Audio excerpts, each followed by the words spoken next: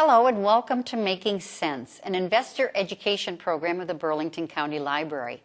I'm Carol Glade, a financial educator, and during this program, we'll explore the basics of homeowner and renters insurance and the importance of having the right coverage for your situation. Understanding how to manage the money you have and to build and protect your funds is key to becoming a smart and successful investor. Being prepared for unanticipated situations will help to protect your assets, your home, and your property. During this program, we will discuss the basic parts of homeowners and renters insurance and how to make a claim and what may be covered or not covered by your policy. Insurance is nothing more than risk protection. By buying insurance, you are paying a company to share the risk with you. Insurance is a contract. You must pay to get the services. The insurance company agrees to do certain things based on the contract. If it's not in the contract, it is not covered. So read your insurance policy carefully. Buying an insurance policy is an important financial decision. Certain types of insurance, such as liability coverage if you drive a car, may be required by law. If you have a mortgage, you'll be required by the lender to have enough insurance to cover at least the amount you owe on the mortgage. Why is it important to have the right insurance coverage? Insurance can protect your investment from damage or loss. If your home is damaged by fire, you'll have to find a place to stay and money to repair it. Also, if someone steals your furniture or your electronic equipment, you want to be able to recoup some of the money to purchase similar items. Our behavior could result in someone else getting injured. So, for example, if someone is injured on your icy sidewalk, you want risk protection. Some type of insurance is required by law, by a lender, or by a landlord. If you have a mortgage, the mortgage company wants to be protected if your house burns. They want to protect their investment too. Insurance is there to help us cover risk, and there are three basic types of risk. Personal risk is what we lose as a human being, such as life or illness or disability. Property risks are possible damage to or loss of property. Liability risks are losses covered by behavior that is negligent or that involves injury or damage to someone else's property or person. Remember, when you purchase insurance, you are purchasing risk protection. You have a contract with the insurance company, and this contract is called a policy. The protection lasts only as long as we pay for the policy. If you miss payments, you no longer have insurance coverage. And insurance is not free. We must each decide how much protection we need or want. Look at the assets you have and think about what you cannot afford to lose. Insurance is not a savings account. When you pay for insurance, you're purchasing protection for a specific period of time. And of course, insurance is not risk-free. If you are too high of a risk and file too many claims, the insurance company can decide to not offer you protection, or they can decide to drop you. Insurance is regulated in each state, but remember that insurance companies are businesses that must make a profit to stay in business. Understanding the basic words associated with insurance is important. Your insurance policy is a contract. A written policy will be sent to you by the insurance company, and the policy spells out what is and what is not covered, so read it carefully. Coverage is what the insurance will pay for.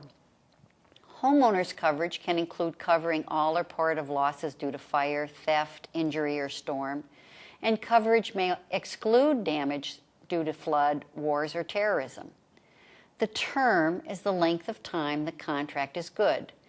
Most insurance policies are sold on a yearly basis. However, you may pay monthly or quarterly. The term premium is used to describe the amount you pay. Most insurance policies require that a person who is insured pay a part of each claim. The deductible is the amount you'll pay before the insurance company pays.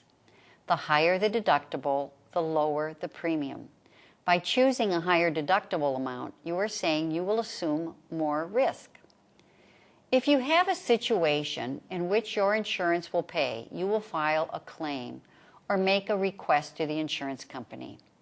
Claims can be accepted or denied, and too many claims will make you a higher risk and may be cause of canceling your coverage.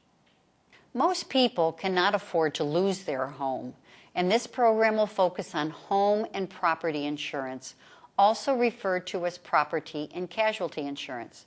Our home is a major asset, and the belongings we have in our home or our apartment would be costly to replace if we didn't share the risk or have insurance coverage. When you purchase a home, you will need to have homeowner's insurance.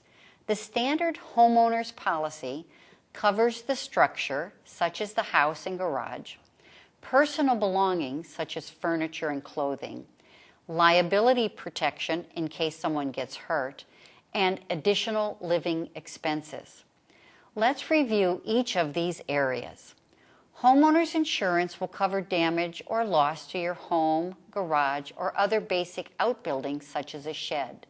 If a pipe broke and ruined the walls, or if a storm ripped shingles off the roof, or if a deer jumped through the window or door, your insurance would generally cover the cost of these repairs minus your deductible. Things you own, such as furniture, clothing, a computer, and basic jewelry and appliances, would also be covered. And homeowner's insurance may also cover your personal items lost, stolen, or damaged in other places, such as in a dorm room or in a hotel while traveling. Anything can happen in your home or on your property. As a homeowner, you can be held responsible for damage to others' property or for that injury that happens on your property. If, for example, your tree fell and crushed the neighbor's fence, your homeowner's insurance would generally cover the cost to repair the fence minus your deductible. If someone fell on your sidewalk and was injured, your insurance would help cover medical costs. Additional living expenses is something that homeowners may not think about very often. This is coverage that would help pay expenses for rent or even a rental car if you could no longer live in your home because of a fire or major damage. Living somewhere else, even temporarily, can be an expensive situation. Be sure to read your policy to determine what is covered and what is not covered and to what limits. Renters do not own the building they rent, but do have personal property in their apartment or rental unit. Renter's insurance is coverage similar to homeowner's coverage in that it would cover personal belongings, liability protection, and additional living expenses if you could not live in your apartment due to the structure's damage. Renter's insurance may be a requirement in your lease, so read your lease carefully. Also, be sure that your landlord has adequate insurance coverage too. You can ask for a certificate of insurance from the landlord before you sign a lease. Renter's insurance is very affordable. Be sure to read the policy carefully and consider your deductible. Insurance is a contract which provides risk protection. Anything not outlined in the policy, remember, is not covered. Unusually expensive collections of art, jewelry, technology equipment, and furs are not covered by the standard policy. However, you may be able to purchase additional coverage for these things via an insurance rider. Land and trees are also not covered. Damage by floodwaters if your home is in a floodplain is also not covered unless you are insured by the federal flood insurance program. And most policies exclude damage caused by war, terrorism, or riots. Again, read your policy carefully and often to be sure that you understand what is covered and what is not covered. The best situation is to never have to use your insurance. This means that you did not have a loss. However, if a loss occurs, first consider the amount of your deductible before filing a claim. The deductible is the amount you have agreed to pay before the insurance coverage applies. If, for example, you have damage that is worth $600 and you have a $500 deductible, you may just want to pay the damage and not file a claim. If the claim is more than your deductible, document the loss by taking a photo if possible. Contact your insurance company and explain the situation. Many insurance companies will require several estimates of repair costs before paying, or the company may send an agent or an appraiser to view the damage and determine the cost of repair. Be sure to have adequate funds available to cover the deductible, and be truthful and honest in your claim. Keep copies of any letters, reports, photos, estimates, and payments. Replacement cost coverage pays the policyholder the cost of replacing the damaged property without deduction for depreciation, but limited to a maximum dollar amount. Let's use an example. Your sofa is burned in a fire. It originally cost $1,000.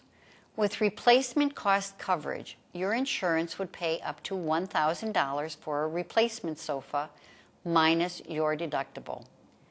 Actual cash value coverage provides the policyholder an amount equal to the replacement value of damaged property minus an allowance for depreciation.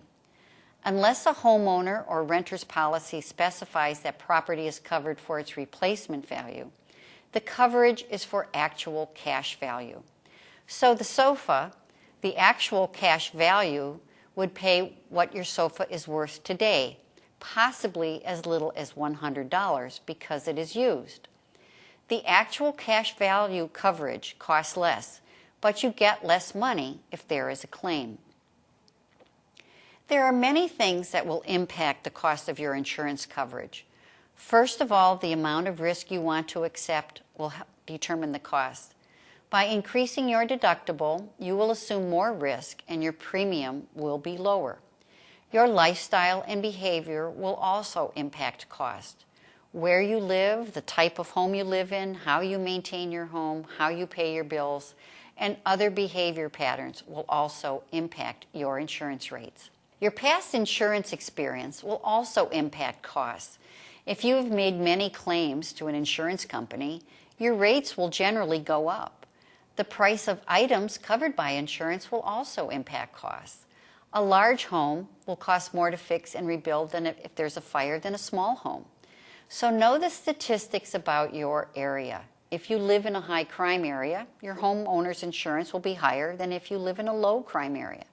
It's all based on risk. Protecting your home and property by purchasing the correct type of homeowner or renter's insurance is important to financial security and wealth building. Thanks for joining me today. More information on this and other money management topics is available through the Burlington County Library through the Making Sense website. Visit or contact the Burlington County Library for more information. This program was brought to you by the Burlington County Library with funding from the American Library Association and the FINRA Investor Education Foundation. Goodbye.